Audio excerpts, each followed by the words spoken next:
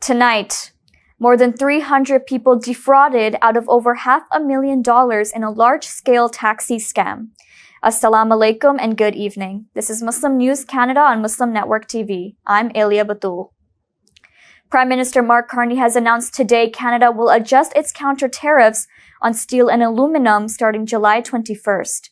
The move follows President Trump's decision to double U.S. metal tariffs. Canadian producers say the move has crippled exports and layoffs. Ottawa will tighten federal buying rules to favor Canadian suppliers and set limits on steel imports from countries without trade deals. Two new task forces will monitor the steel and aluminum sectors. This comes as the industry leaders warn the market is now relying on subsidizing foreign steel. They are urging closer ties with the U.S. to protect domestic jobs. Toronto police say more than 300 people were defrauded out of over $500,000 in a large-scale taxi scam. 11 suspects now face combined 108 charges. This comes after a 10-month investigation dubbed Project Fair.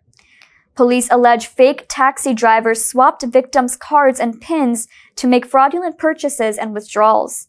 Police have recovered luxury goods, electronics, and payment terminals, while two suspects remain at large. Authorities urge the public to stay vigilant and remind residents that licensed taxis will never ask for PINs or remove cards from view.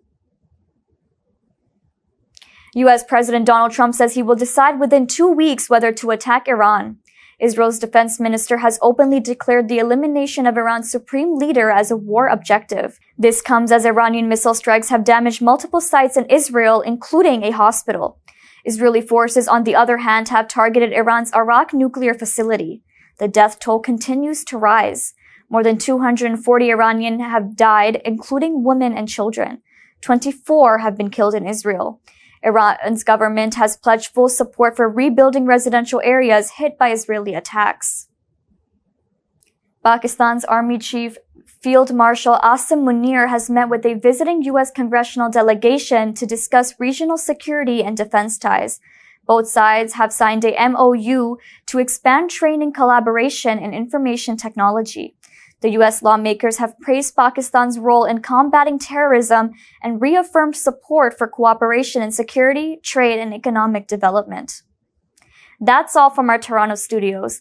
Thank you for watching Muslim News Canada. We are a community channel dedicated to bringing you stories you can trust.